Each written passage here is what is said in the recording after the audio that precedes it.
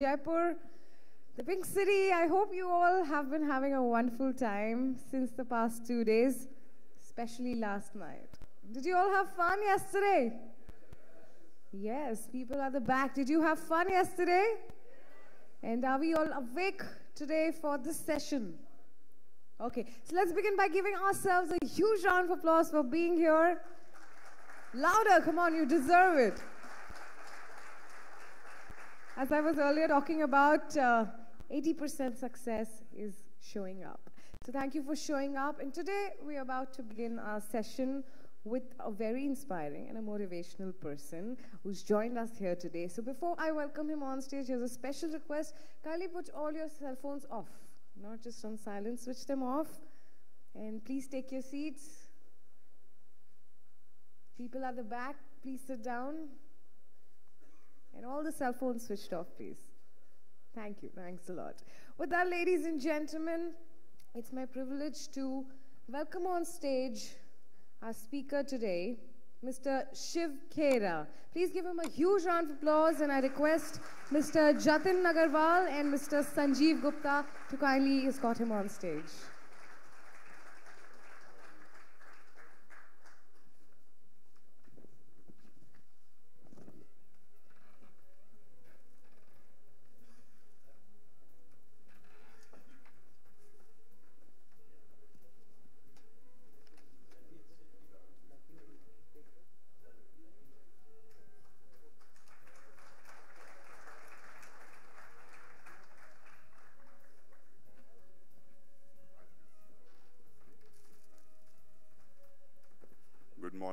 Good morning, everybody.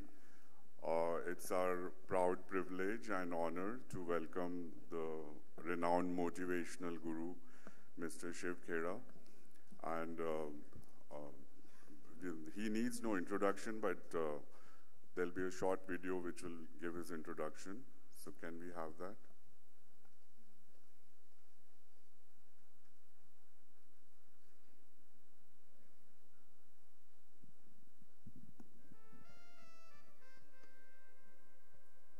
Shiv Khera is the founder of Qualified Learning Systems Incorporated, USA.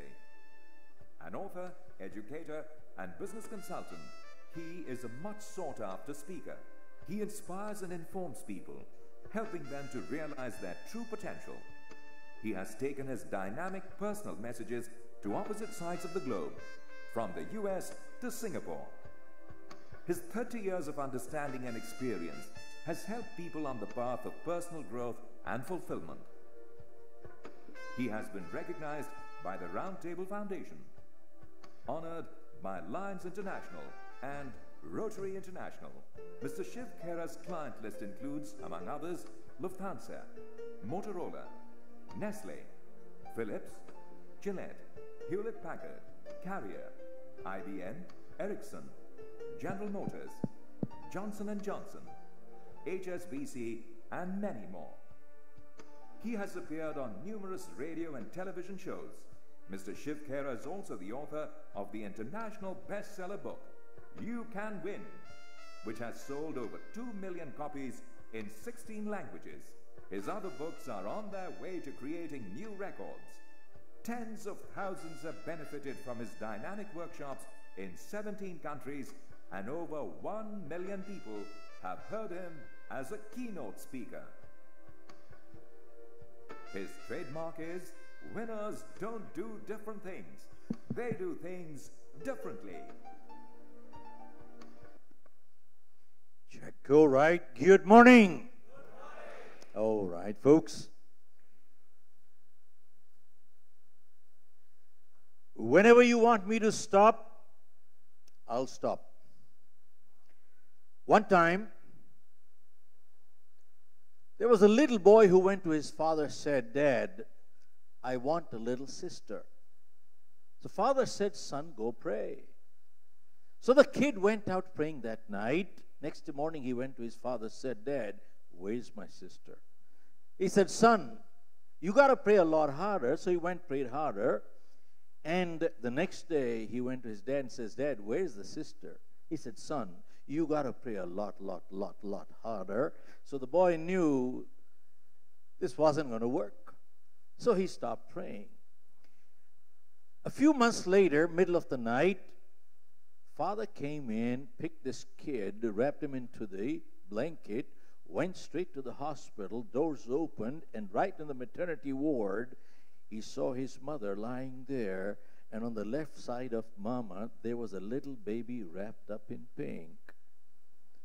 And father said, son, that's your little sister. So the kid was excited. But father said, son, before you get that excited, come on to the right side of mama. There is another little baby wrapped up in pink. You got twin little sisters. Now all of a sudden, this kid's enthusiasm came down.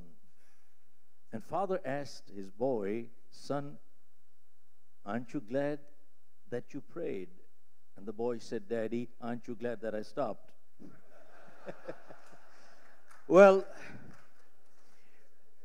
folks, whenever you find anything good happening or bad happening, there are people behind it.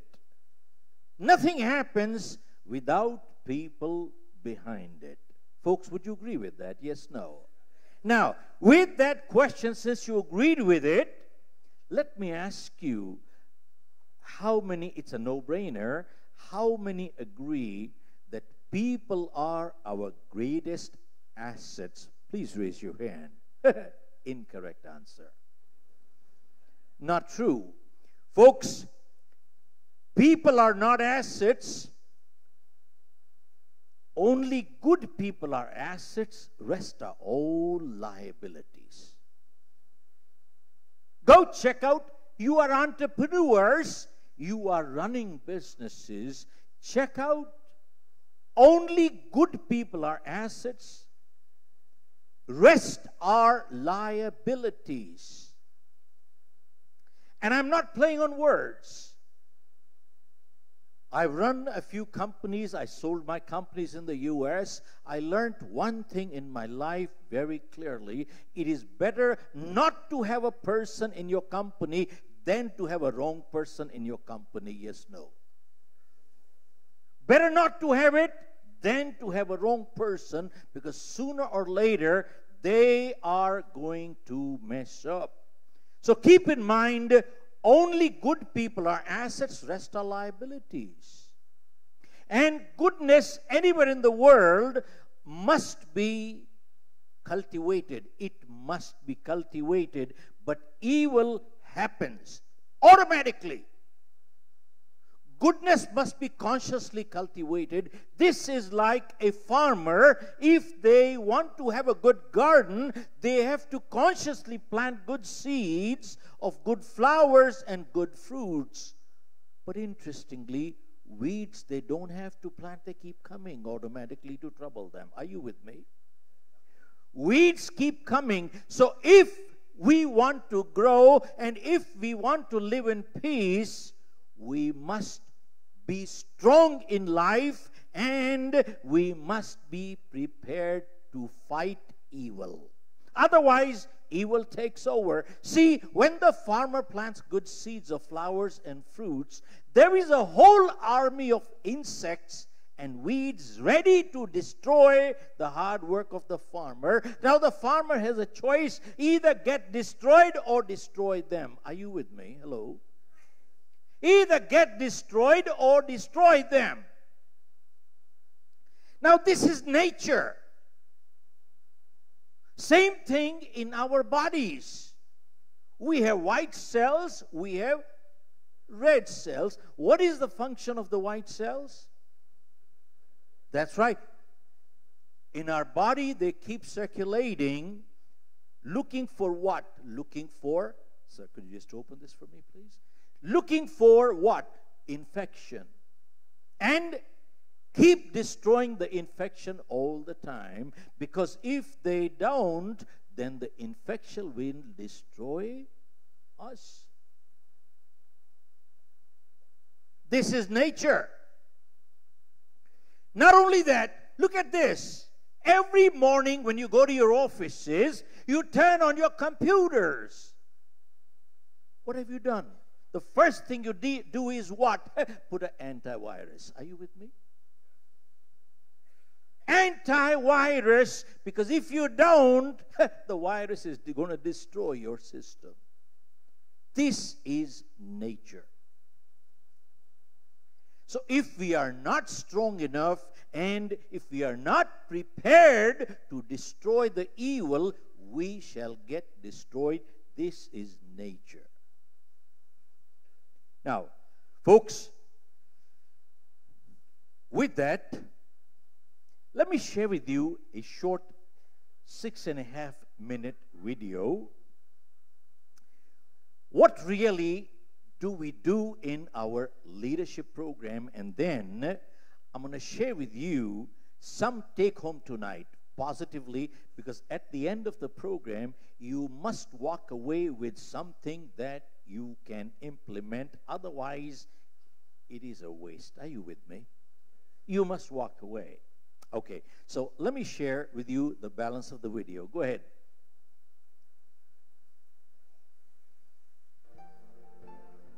The programs are based on two premises. One, we don't have business problems, we have people problems. And when we take care of our people problems, most of our business problems are automatically resolved.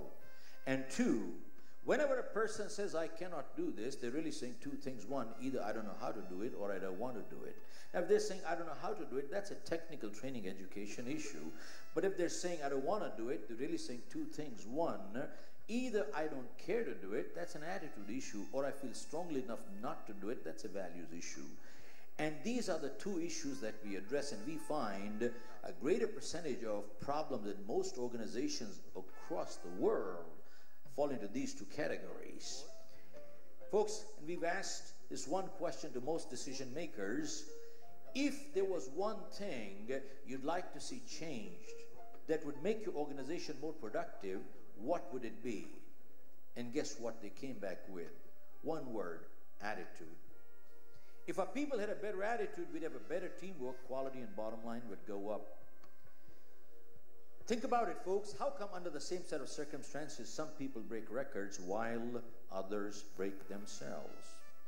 And two, everybody wants to climb up the ladder to success only to find that the ladder is leaning against the wrong building. So what we're saying is success is important, but without fulfillment, it's empty.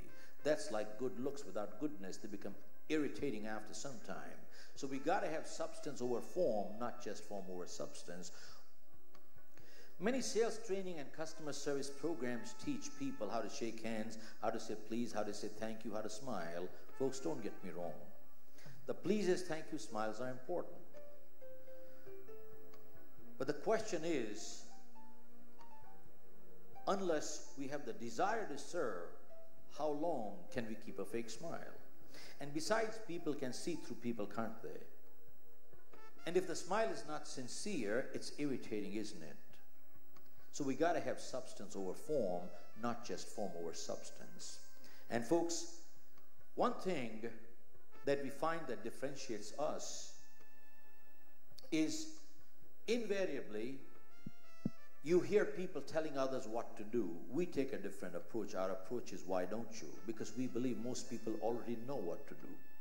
If you ask a person on the street, they'll give you all the right answers. Ask them, are they doing it? Probably not. So what's missing is the motivation. Now the question is, can we motivate people? The answer is absolutely not. But what we can do is, we can inspire people to motivate themselves, but we cannot motivate them. Why? Folks, motivation is action. I can't act for you. You got to act for yourself. But inspiration is thinking. When thinking changes, it starts reflecting in behavior, doesn't it? Which is more lasting, more permanent, and that's what people are looking for, aren't they? But it raises two major questions. One, why do people get demotivated? And two, who or what motivates the motivator?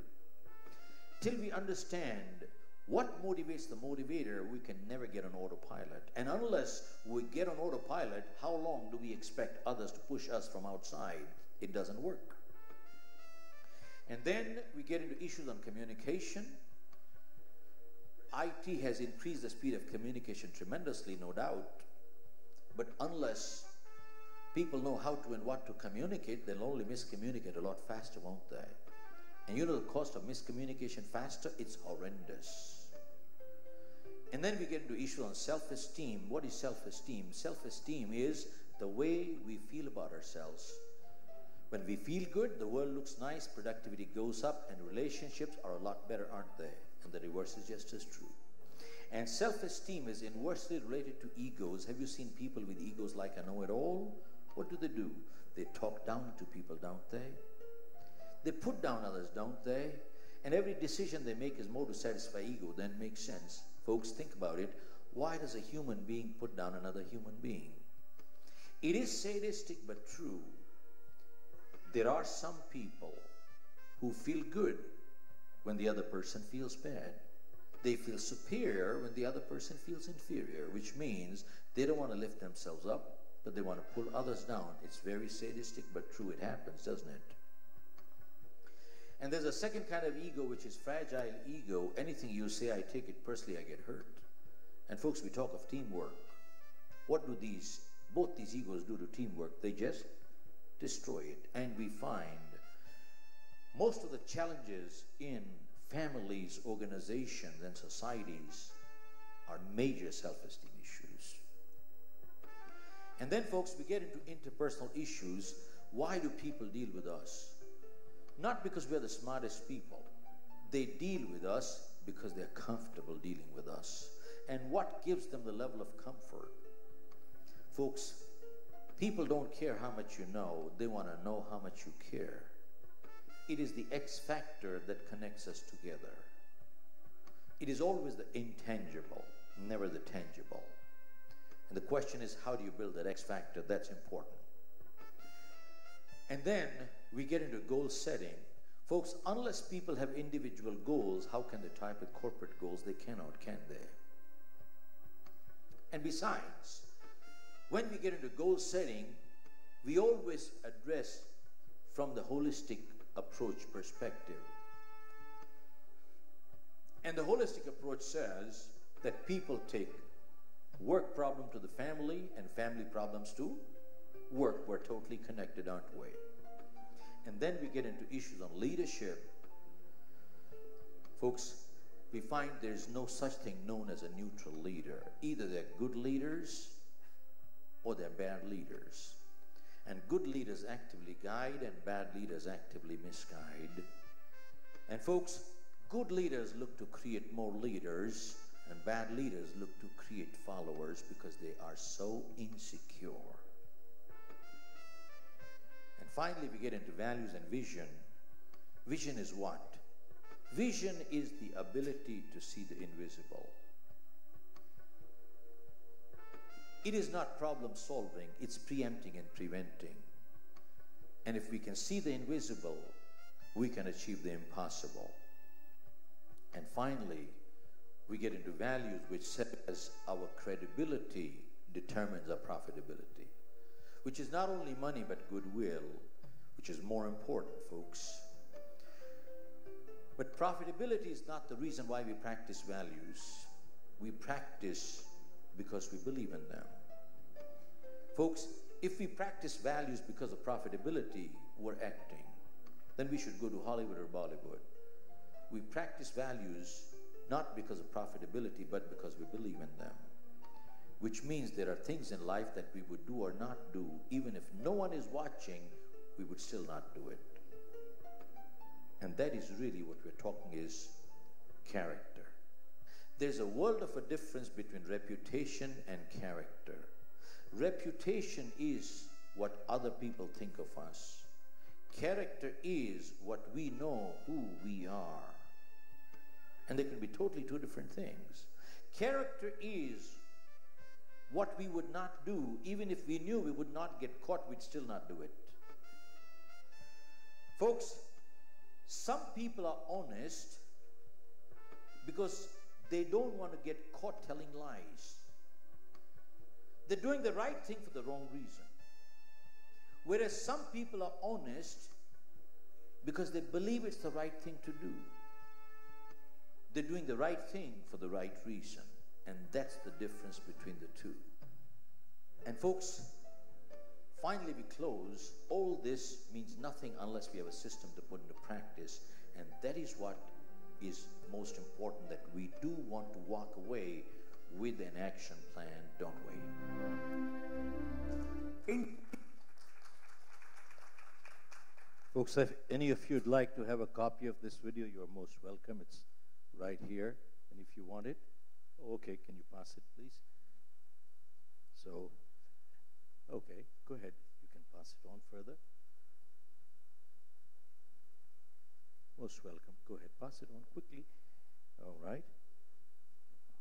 Sure. You can pass it.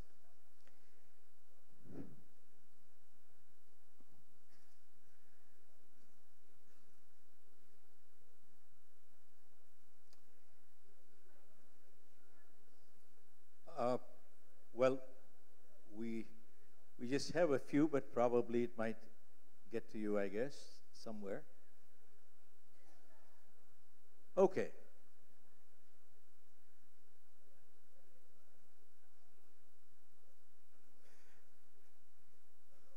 All right, folks, that's all we have.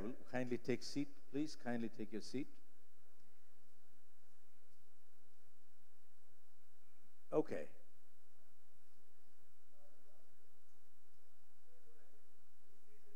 Sir, break में दे दीजिएगा साहब, चलिए. Let's get moving. All right. Okay, good morning one more time. All right. Folks, I'm writing my new book. And the first sentence in the book is, a person with a positive attitude cannot be stopped. And person with a negative attitude cannot be helped. Look at this. It is so true. A person with a positive attitude cannot be stopped, and a person with a negative attitude cannot be helped. And folks, keep in mind, if we want to succeed in life, we need to learn to resolve conflicts, not dissolve relationships. Are you with me? We need to learn to resolve conflicts, not to dissolve relationships. And if we want to be happy in life, we need three things.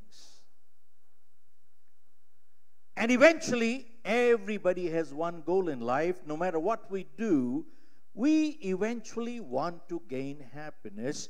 And there are three crucial things. Without them, we can never, ever gain happiness. And what are the three things? One, health. Somebody's phone rang. Folks, let me ask you, if I keep my mobile on right now, if it rings or keeps flashing on my face every 10 minutes, would it be courteous to you people? Hello? Can we practice courtesy both sides, please? Could you kindly switch off? Let's practice courtesy both sides, please. So, folks, three things we need. One is what? Health. Two, wealth. Health, wealth, and three, good relationships in life. I repeat, we need health, we need wealth, and we need good relationships in life. These three things, without which there is no happiness. Tell me, anyone missing? If our health is missing, what's left? Zero. Everything is gone. Everything is gone. And somebody says, why did you say wealth? Folks, people who say wealth is not important, either they are stupid or they are billionaires. Are you with me?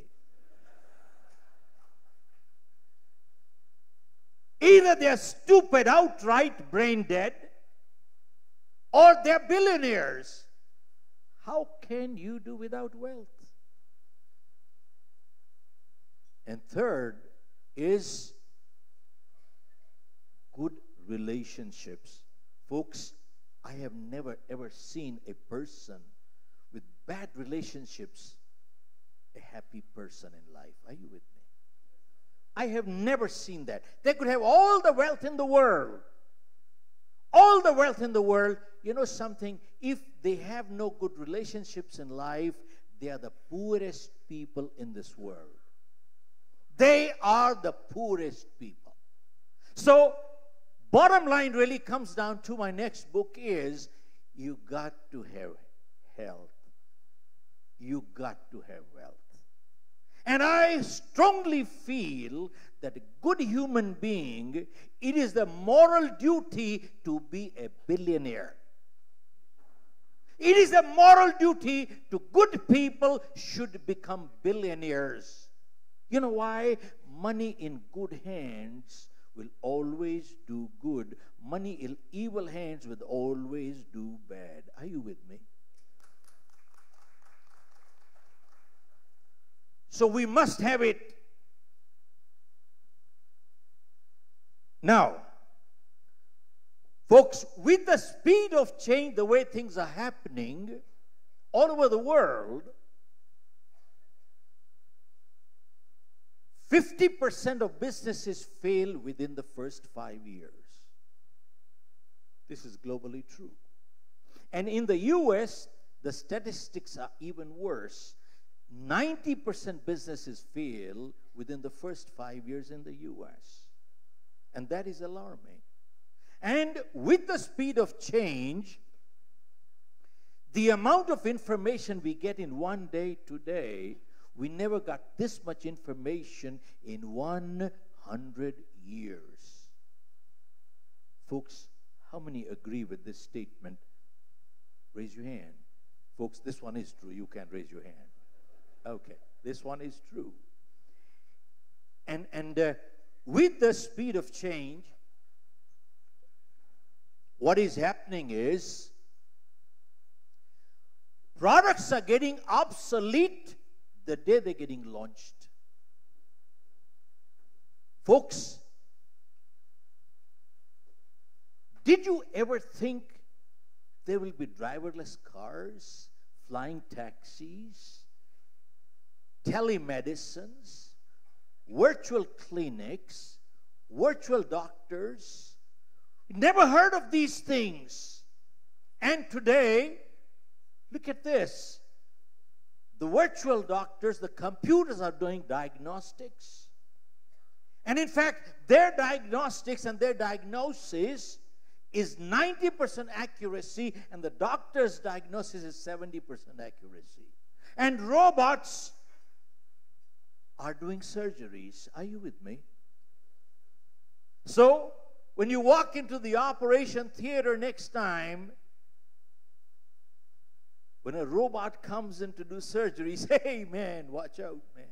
No, he does a better job. Amazing what's going on. They were unheard of, unimagined. Folks, products are getting obsolete the day they're getting launched, and knowledge is getting obsolete within 2 to 3 years. Go check out an engineering graduate. By the time we get to the 4th year, what they learned in the 1st year became obsolete. Go check out medical graduates. By the time they get to the 4th and the 5th year, what they learned in the 1st year became obsolete. Folks, with this kind of a scenario, either we have a great opportunity or we are in deep trouble. Folks, it has literally become a cliche. The only constant is change. I read this little thing, the only constant is change. So one day I started penning down an article. I said, what the hell is going on?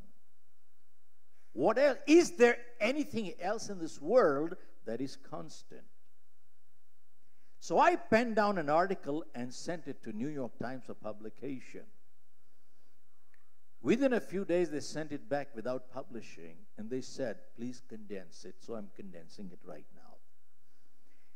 But I wrote in that besides change, there is something else constant, which we ought to master.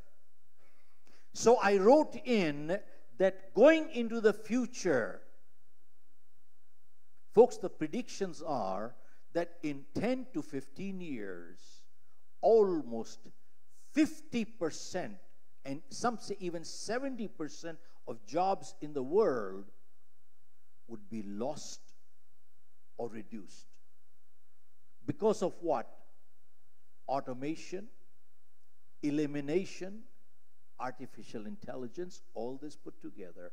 Almost 50-60% of jobs will be gone forever. Now, considering that, I wrote the article saying that going into the future, the only people who will succeed in life are those who master 3 skills that are constant. Folks, if there's some take home tonight, these are 3 things you want to take home tonight. 3 skills, if we master, that will write the word success for you. What are the 3 skills we need to master? They are constant. They have never changed. They will never change. They have not changed. What are the 3 skills? 1, people skills. People skills. 2, persuasion skills. 3, prioritizing skills. I repeat, 1, people skills. 2, persuasion skills. 3, prioritizing skills. They have not changed. They will never change. So why not master which does not change? So long as there are people on this planet, we need people skills. Are you with me? How can we do without it? And you go check out all major failures all over the world are what? People failures. Why do I say people skills? Start with this one. You heard the video which said all over the world, we don't have business problems, we have people problems. And when we take care of our people problems, most of our business problems are automatically resolved. And go check out all through history. We are hired for our skills, but we are fired for our behavior. Yes, no. We are hired for our skills. We are fired for our behavior. 3. Folks, check out. The lower a person is in life,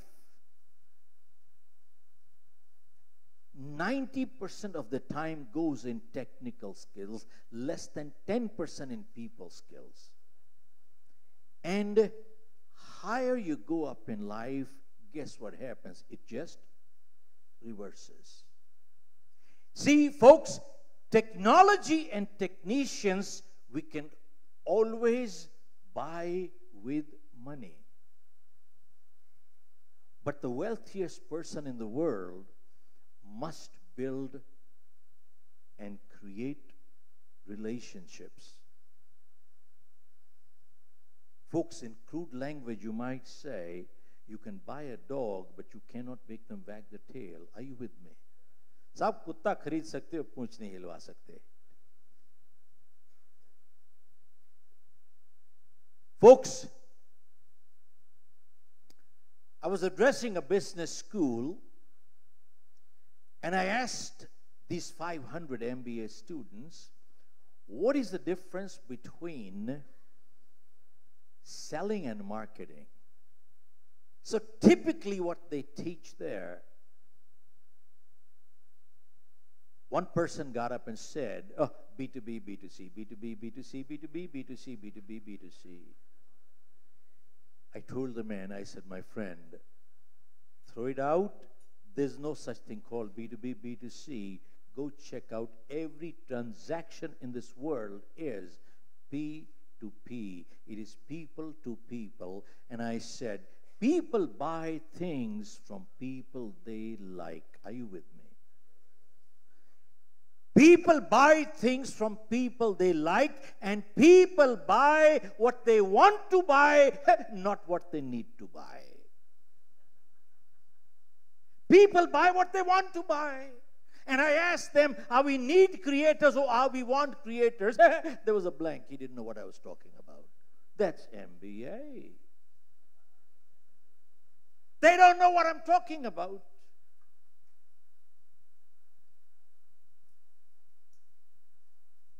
Folks, last year, we took a company who had a Swiss affiliation as our consulting client for a one-year period. So I got a call from the CEO. Mr. Khera, can you do some sales training for our people? So I told him, I said, sir, can you tell me what is the end result you're looking for? Let me see if I can deliver. If I cannot, please hire somebody else. But what training to do? I said, sir, that's my decision, not your decision. I'll decide. So he said, I want my sales going up. I said, can you give us a couple of days? Let me check it out, where your salespeople are right now. So we shadowed them a little bit. And a week later, I called the CEO and I said, sir, your salespeople don't need sales training. I said, they need basic training in courtesy, etiquette, manners, integrity. He said, what? I said, yes, sir. Your salespeople need basic training in courtesy, etiquette, manners, integrity. He said, what does that mean? I said, many of your salespeople have appointments and they're running late. They don't even have the courtesy to call and say, I'm sorry, I'm running late. And time to call is when? Before you got late or after you got late. And they walk in late and they don't even have the courtesy to say, I'm sorry, I apologize, I kept you waiting. And in case they call, what do they say on the phone? I'm stuck in traffic. Now, don't get me wrong. Traffic has become a real issue all over the world. That is true. But many times they leave only 5 minutes before the appointment. And they blame it on. They don't have the guts and integrity to say, I'm sorry, I apologize, I did start late. They don't have the guts and integrity to say, I'm sorry, I did start late. And we find only the first lie is difficult. Hello? Second becomes easier. Third becomes easier. Fourth becomes easier. And the fifth becomes easier. And very soon, you are dealing with a chronic liar who is a rascal. And I asked him, if this is the starting point of a relationship, tell me, how long will it last? Hello? If this is the starting point of a relationship, tell me, how long will it last? And experience shows very clearly people who lie also steal. Hello? People who lie also steal. Folks, I'll just share with you something, because in Bombay, the leadership program that we have been doing, we used to do till last year at the Lalit Hotel. Now, right next to my bed, there was a side table. And on the side table, there was a digital clock. Now, digital clocks in five-star hotels also, no matter what, they're not that expensive. Maybe $100, rupees I'm talking of, not dollars. $100. And now,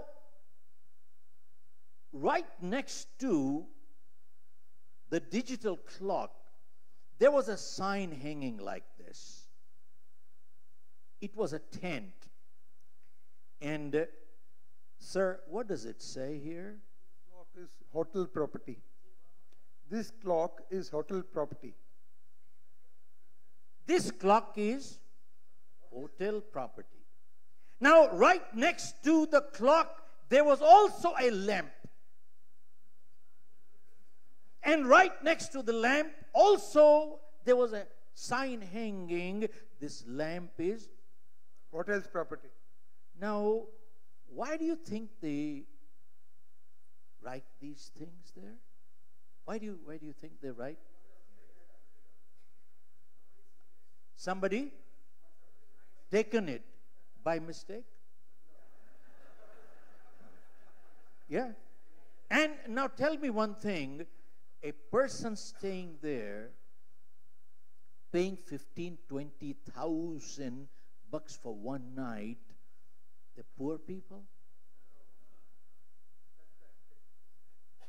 they are millionaires, billionaires,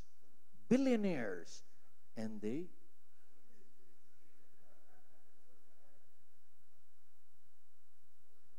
and you know what they say? I collect souvenirs.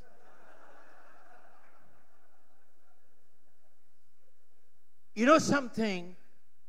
They walk in with crockeries, cutleries, linens. What a disgrace. What a disgrace. Folks, I hate to do this, but sadly, there was a survey conducted on April 19th, 2013. And this was globally circulated. Just see the top line, what it says. Indian tourists among world's top 3 hotel item thieves. Indian tourists are amongst the top 3 hotel item thieves in the world. And somebody in the audience said, who's first? Well, I said, does that matter?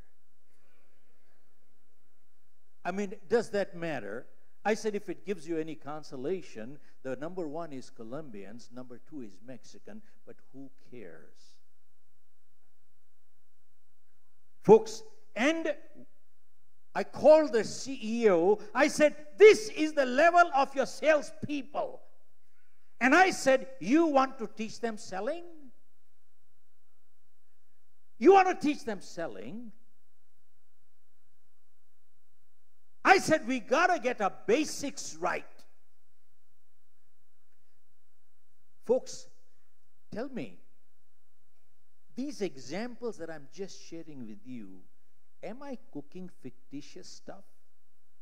Or this is what happens in a real life? We see it, we might have done it too. Are you with me? And you know something? When people say This is a little lie. When the big one comes, I'll tell the truth. You practice enough little lies in life. When the big one comes, what happens? We end up telling a big lie.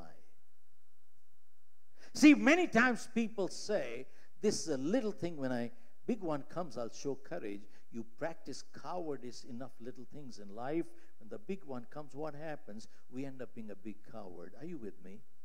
See, have you heard the phrase, practice makes perfect? How many believe it's true? Raise your hand. Not true at all. Folks, practice does not make perfect. Practice only makes permanent whatever we practice. Only perfect practice makes perfect. Some people keep practicing their mistakes and they become perfect in making mistakes. I'm not playing on words. I am not playing on words. I'm going to share with you clear examples. Folks, we have this little title which says, winners don't do different things, they do things differently. And many times people ask, what do they do differently? And my answer is, winners form the habit of doing things losers don't like to do. I repeat, winners form the habit of doing things losers don't like to do. And what are the things losers don't like to do? They're the same things winners don't like to do either, but they do it anyway. See, losers don't like to get up in the morning. Winners don't like to get up in the morning either, but they get up anyway. Are you with me? See, losers don't like to work hard. Winners don't like to work hard either, but they work hard anyway. They form the habit of doing things losers don't like to do. Folks, how many times have you heard people talking like this, that this person is just lucky? Every time he touches dirt becomes gold, and this person is just unlucky. Every time he touches gold becomes dirt. Well, depending on how you look at it, this statement is possibly true. How is it true? Folks, if we have to think to do the right thing, we can never do it right. It must come automatic. It must become reflex action. If we have to think to do the right thing, we can never do it right. I'll share with you an example. I don't care how old we are. When we were growing up, our parents said one thing, form good habits, and habits form characters. Because 90% of our behavior is habitual. We don't think, we just act. And if we have positive habits, we are a positive character. And if we have negative habits, we are a negative character. And good habits are hard to come by, but they're easy to live with. And bad habits come easy, but they're hard to live with. And before we got the habits got us. Yes, no. Folks, when we say this person is just lucky, every time he touches dirt becomes gold, analyze their life, analyze every transaction in their life, the positive behavior has become habitual. Every time they do it, they just do it right. It happens right. Their reflexes are moving right. And the person we call unlucky, every time he touches gold becomes dirt. Analyze their life, analyze every transaction in their life. The negative behavior has become habitual. Every time they do it, they just do it wrong. It happens wrong. Their reflexes are moving wrong. Habitually, that's what is happening. Again, I'm not playing on words. Anybody did martial art in life? Folks, when you start learning martial art, you get your white belt, yellow, orange, purple, green, brown, black, as you go along. Right from day one, you start learning what? Block, punch, punch, block, punch. And 5 years later, even after you get your black belt, the teacher is teaching the same thing, and that is what? Block, punch, block, punch, block, punch. 10 years later, they're still practicing block, punch, block, punch, block, punch. You know why? They want to bring the block and punch into reflex action. Because the teacher realizes that if the student is in a street fight, if he has to think to block and punch, guess what will happen? He will be beaten up. A martial arts student never ever has to think to block and punch. They never commit their blow till you commit. And after you commit, their reflexes move so fast.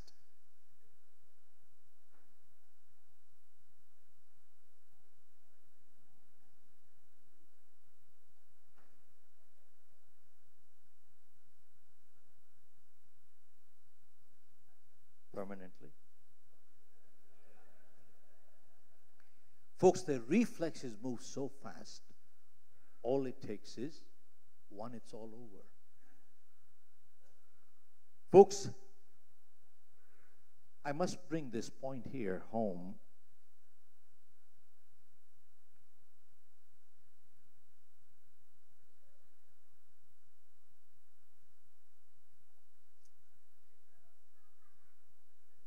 How do we teach wrong values within our organizations and within our families?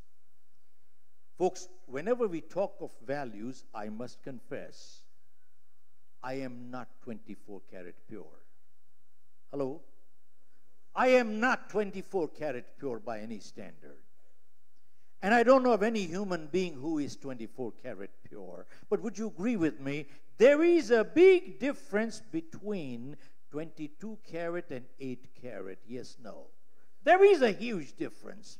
Now, interestingly, once we were doing a program in India, and this goes back about 5 years ago, and we had somebody enroll into our leadership program, and they were to send us $79,000. By mistake, they credited our account by, sir, how many million? 11 million. 11 million. Now, only happened once in 40 years, by the way. Only once in 40 years. But 11 million bucks got into our account, and as per the exchange rate 5 years ago, it came to close to $500,000 Singapore dollars, which is not bad. But anyway, as I walked into my office it was more or less 12 o'clock, my accountant walks in and he says, "We become rich." Oh, I said, "Really?" And he says, "We got 11 million bucks into our account by mistake from so-and-so in Middle East." And he asked me, "What should we do with this money?" Now, folks, let me ask you, doesn't he know what is to be done with that money? He knows. But why is he asking me? He's checking my integrity. He's checking my integrity. But then I asked him, what if I'm traveling and I'm not in town? Tell me, what should you be doing? What am I doing right now? Checking his integrity. Folks, any organization that is not checking integrity all the time is a messed up organization. Somewhere something is wrong. Folks, because today the biggest challenge most entrepreneurs are facing all over the world is what? Trust and accountability. Are you with me? Biggest challenge entrepreneurs are facing is trust and accountability. See, folks, Let me finish this. I asked him, and he said, well, we should inform them first of all, because they didn't know. They didn't know. So we called them and informed them. Now, when they found out there was panic on the other side, frantically they started calling our office. So we told them, I said, folks, why are you so concerned? First of all, we are the ones who informed you. You didn't even know about it. So give us about 5-10 minutes. At least we give written instructions to our bank so that they can reverse it, which we got them reversed. And then we asked them, why were you so frantic when we told you all this? You didn't know about it. And they said, we were a little concerned because in this part of the world, the legal system doesn't work. Nothing works. We were concerned, will we get the money ever? And if we will get the money, when will we get the money? You could even hold it for 5-10 years, and then who knows what. And they said, we realize your credibility, but the amount involved was a little on the higher side. So we said, look, all our programs are based on integrity, and we make it a point to practice in our office also. And integrity in our office does not change with the amount involved. Because if it changes with the amount involved, it only means we have no integrity, our price is different. Are you with me? It only means our price is different. Now, back came the answer from them. They sent us an answer back. Sir, could you just read the first line? We wish to acknowledge we have received back the excess amount mistakenly transferred by our bankers to your account, and thank you and the entire Shiv Khera team for the prompt action. Okay, folks, why do I share? Let me come back to you on how do we teach wrong values in our organizations and families. We took some very clear decisions long time ago, which we have stood by, haven't changed. In case a call comes in, I cannot take the call. Our staff will not lie and say he's not here. Or if a creditor calls, we didn't send the check for whatever reason, due to oversight or cash flow reasons, our staff will not lie and say the check is already gone or it has already been sent, and they act surprised. You haven't got it. Well, how could they get it when you never sent it?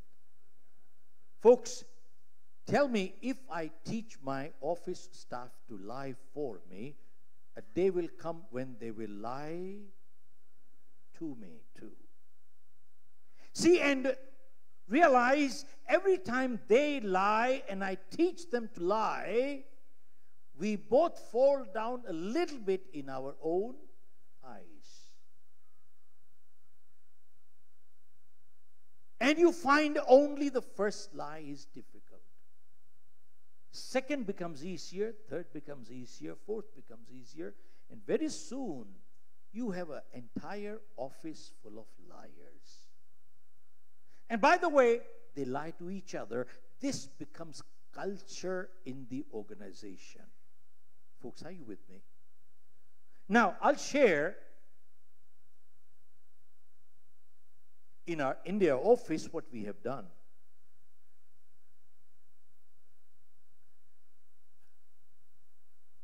See, most of the time you find most leaves are encashable, such as casual leaves, earned leaves, whatever. I don't know how many kinds of leaves there are. But anyway, they're all encashable except medical leaves are not encashable. And so what happens in most organizations? When somebody has not fallen sick and they realize that medical leave is likely to be lapsed and nor can they encash it, invariably at the end of the year, what do most people do? They call in sick. And guess where they are? They're having fun somewhere. And does the office know where they are? Yes, no? Yes, they do. You know, how do they know? Because everybody's doing the same thing anyway. Are you with me? That's how they know it. and you find only the first lie is difficult. Second becomes easier, third becomes easier, fourth becomes easier. And very soon you got an entire office full of liars. Folks, we have clients. And we see this kind of behavior. People are just lying to each other within the organization. It's not employer-employee. It's employee-employee. It's everywhere. They're lying. What kind of environment would you have in an organization like that? So what we did in our India office, we said, look, all leaves are encashable, including medical leave. Well, there's a law that you cannot underpay. There's no law that you cannot overpay. I'm willing to overpay. But you lie, you get out the same day, pack up and get out. Mistakes are acceptable in our office. Repeated mistakes, we have a problem. Integrity issue, we will fire on the spot. Pack up and get out. We have to run our own organ because culture starts from the top. What is it? It doesn't matter. Folks, I'm not going to name a company. A multinational company, a man came from there for interview in our office to join our company. Huge company, multinational. Big, big, big name. You'll be shocked if I gave you the name. And 50 people 3 months ago got fired one shot. 50 people. On what issue? On one issue that company permitted medical reimbursement. And for medical reimbursement, you have to submit bills. And guess where they were getting the bills from?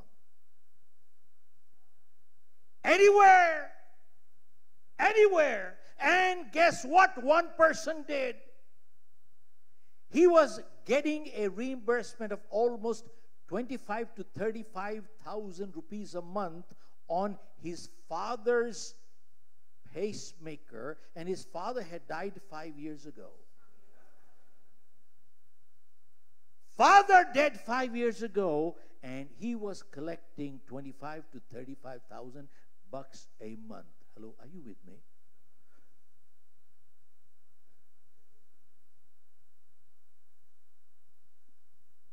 Man.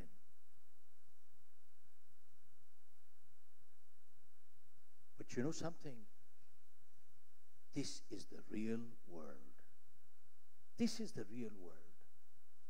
50 people fired on the spot.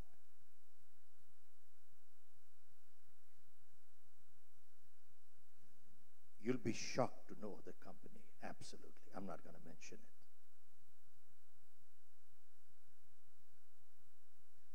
Folks, that's why I said, when people say this a little lie, when the big one comes, I'll tell the truth. You practice enough little lies in your life. When big one comes, you can never, ever tell the truth. You'll just end up telling big lies. Folks, we have to decide what culture we are creating in our own organizations. We have to decide. You set the tone, and that is the key.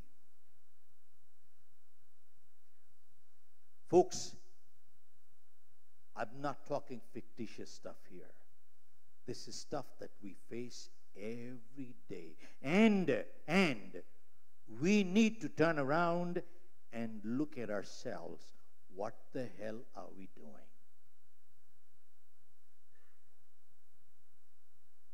Folks, there is a huge difference between making money versus earning money.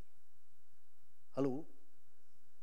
There's a big difference between making money versus earning money. Today, people want to make money. Very few want to earn money. Are you with me? Do we need a PhD to understand this? Sir, do we need an MBA to understand this? You know the sad part? After doing PhD, MBA, they still don't understand this anyway. Folks,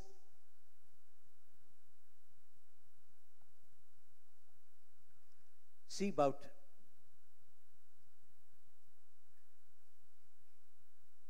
20 years ago, we'd opened an office in Singapore. And any country you go, after you clear immigration and customs, who is the first person you meet? Always the taxi driver. I gave a taxi driver a business card to get me to a particular address. At the last point, he circled around the building. Meter read $11. I pulled out 11. He took 10. I said, Henry, your meter reads 11. How come you're taking 10? He said, sir, I'm a taxi driver. I'm supposed to be bringing you straight to your destination. Since I didn't know the last spot, I had to circle around the building. Had I brought you straight here, the meter would have read 10. He said, sir, legally I can claim 11, but ethically I'm entitled to only 10. Look at this. He said, legally I can claim 11, but ethically I'm entitled to only 10. Folks, he didn't stop here. He said, sir, tourism is big in Singapore. People come into our country for 2-3 days, and if the first experience with the taxi driver is not pleasant, the balance 3 days is not very pleasant either.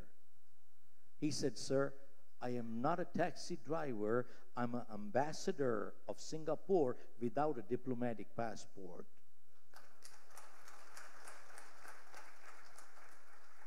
I am an ambassador of Singapore without a diplomatic passport.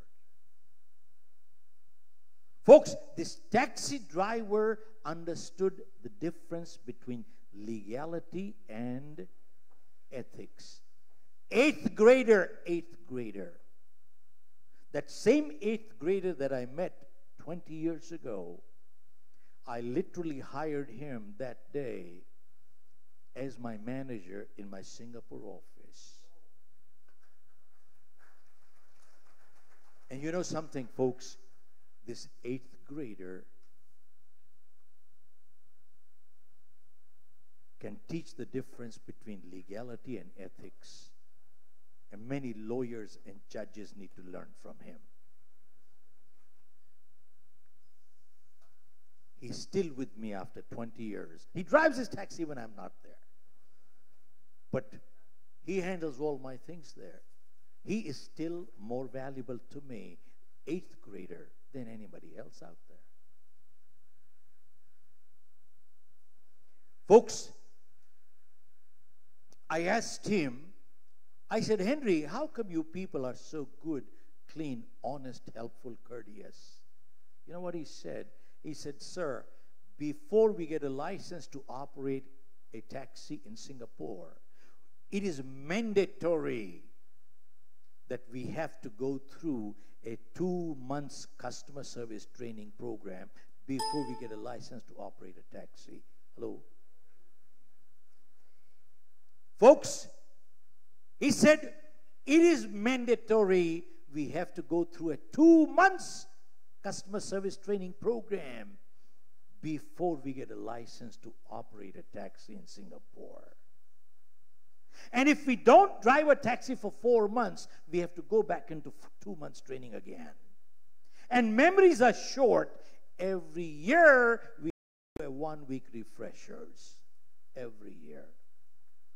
You know something, folks? These taxi drivers are better trained than most O's. Are you with me? And folks, anybody from any ex-GE here? Now, Mercedes is a client of ours. Folks, GE, you must be aware of this. GE, anybody who joins GE, it is mandatory. You have to sign in your employment contract that every employee must go through 10 training days per year per employee. 10 training days. It is mandatory to keep your employment with them. And by the way, this is not product training. Product training you also are doing somewhere. They are talking people training. People skills. Are you with me?